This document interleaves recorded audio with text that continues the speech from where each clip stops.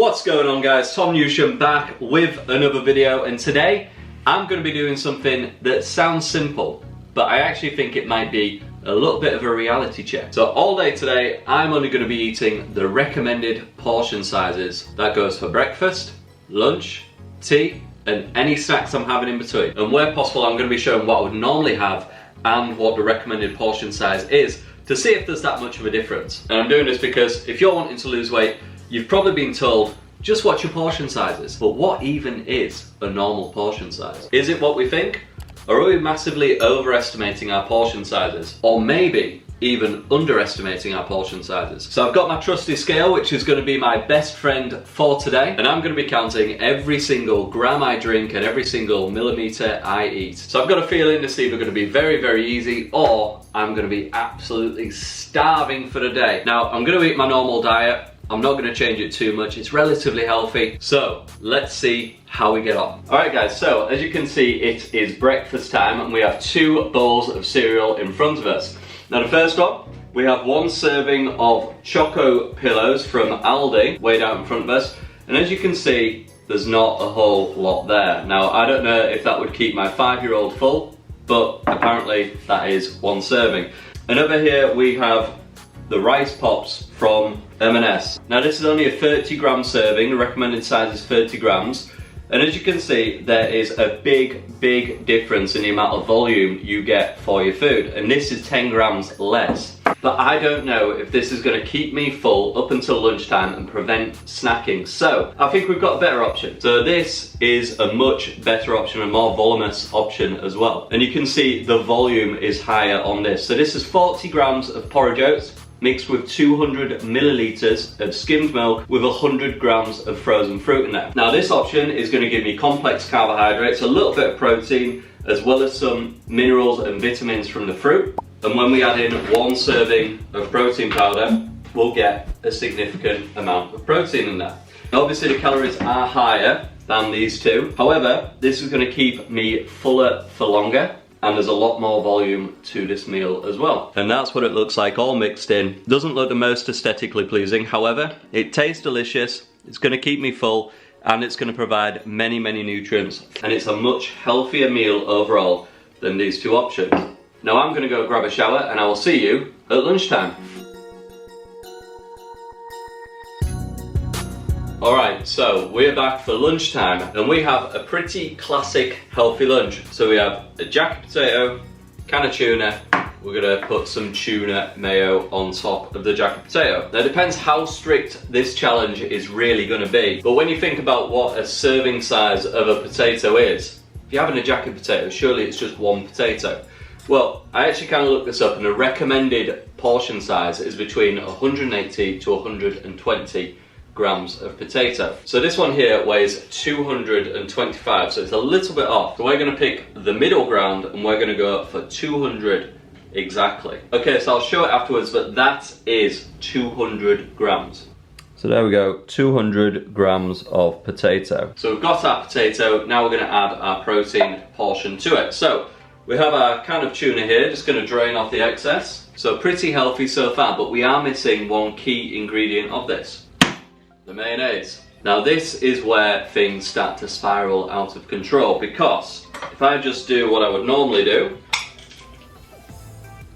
a little bit more maybe, I'll probably go for something such as that. Now the actual portion size is 15 grams and what I've got here is 55. What we're going to do is we're going to measure out an actual portion, and here we have 1 portion of mayonnaise. Now 1 portion of mayonnaise versus nearly 4 portions of mayonnaise, and then you quickly see where the calories can very quickly spiral out of control, because the potato we have here is 180 calories. This 1 serving of mayonnaise is 102 calories, which means that all of this comes in at nearly 400 calories, which is double the amount for the potato itself. And when you factor in the tuna is 120 calories, plus the potato, it equals 400 calories, which means that, let's say you don't end up weighing out the mayonnaise and you have the 4 servings I've got there, you're quickly doubling the calories from 400 to 800. Now this is shocking, and it kind of makes me feel that there's no point in putting mayonnaise on there. Now, obviously you can use light mayonnaise or lighter than light mayonnaise to bring those calories down quite significantly, but if you are losing the full fat mayonnaise, you can very quickly see where those extra calories are maybe coming from. And a lot of people do say that they're eating well, but they're just not losing weight. So this could be something to look at if you are using mayonnaise, if you are using high calorie condiments, as to why you're maybe not losing weight. So yeah, 102 calories for that is shocking. Right, let's get this tuna in there and let's see how well this actually mixes. So let's have a look here. This is how it's mixed. It seems very dry, and there's almost like there's no point in actually using the mayonnaise for this, because it's not really made much of a difference anyway. So this is my lunch. Now, the mayonnaise and the tuna is not adding much volume to it, so I have a feeling I'm going to be quite hungry fairly soon after this. But I'll see you at the next meal. Alright, so just got finished with tea. Now, I ate with my wife and kids, and that's why you don't see the meal in front of me, but I did take a quick video of it before I did chow down with the family.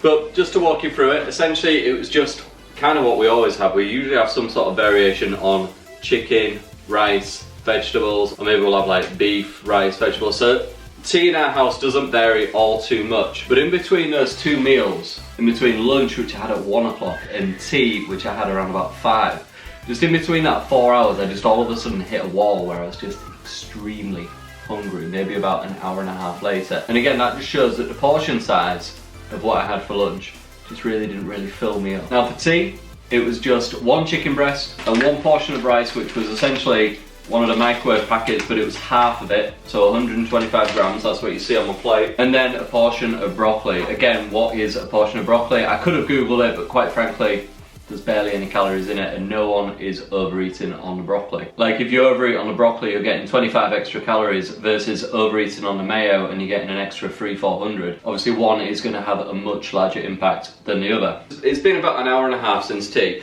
and one thing I've kind of done is I've kind of kept my diet pretty similar to what I would normally have. So the protein's been high, the fiber's been high, there's been plenty of fruit, plenty of vegetables. And really, even though the calories are quite low for this point in the day, like I have 600 calories left on my deficit and I've eaten breakfast, lunch and tea, I'm not feeling too hungry right now. But maybe it's going to hit me within the next hour or so. Now I am having one more snack, but that's going to be in a couple hours when the kids go to bed. So I'll see you there, and we'll finish off the video. Alright guys, so we are back. I'm going to have my pudding, otherwise known as a bedtime snack, and I'm just going to have a yogurt bowl today. And I've been kind of nosying at the serving size for the yogurt, for the peanut butter, and the blueberries and honey and everything, and I think this is going to be kind of shocking, quite frankly. So, I've got 5% fat Greek yogurt here. The tub apparently contains 4 servings. I think normally I would have at least 2. A serving is 125 grams. Let's have a look here. That's a serving.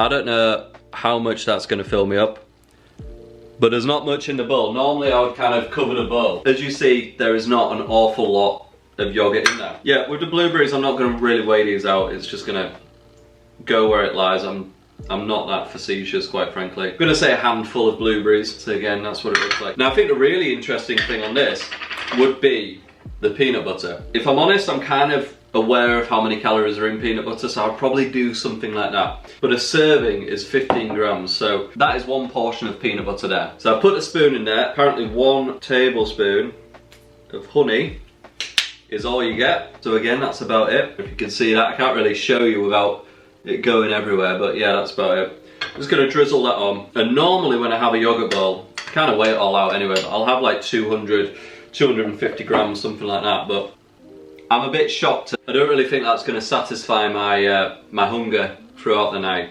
So I'm gonna add the calories for this yogurt bowl on screen here. I've been tracking the calories all day.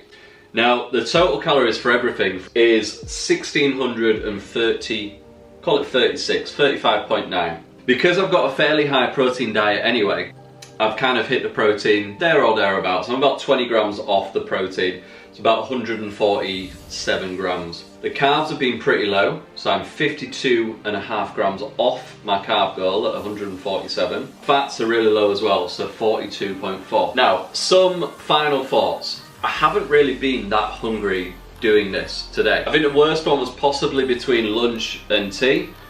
But still, I didn't really feel it. If you don't know, potatoes are one of the most satiating foods out there, so it does keep you full up for a very, very long time. But really, when it comes to this yogurt bowl, I don't necessarily need it. I'm only really having it because my calories are quite low. And normally, I am super hungry most of the time. Now, I've even been to the gym today, I've had a workout, I've got my 10,000 steps in, so you would have thought that I would be feeling a little bit hungrier. So maybe there is something to this, providing you choose the right choices. Now I'd say that today has not really been a day full of junk food. I think it's been kind of full of, I'd be very interested to see if I was eating a little bit dirtier, like more junk food, whether that would make a big difference, because I actually think that's probably going to be where some of the most shocking aspects are. So a couple of kind of shocking things like the mayonnaise, the Greek yogurt, and also the cereal portions. But the most shocking thing to me is the calories. Like being at 1600 calories before having this yogurt bowl, and this just bringing it up to 200. Like, I suppose there is something to be said about portion sizes, like if you're wanting to lose weight. But I also think another interesting experiment would be, is if we sort of dirty up the diet a little bit, just maybe get a bit more junk food in there, just see what the portion sizes change to, because I think that is where it gets kind of interesting. You know, if you have like a supermarket bought pizza, how much is a serving size? Is it a quarter? Is it a half? I think that might be interesting. So if you want either of those two videos, do comment down below. So thank you so much for watching. A bit of a different video. Comment down below if you liked it. Leave a like, subscribe to the channel, and ring that notification bell. And I'll see you in the next video. Bye.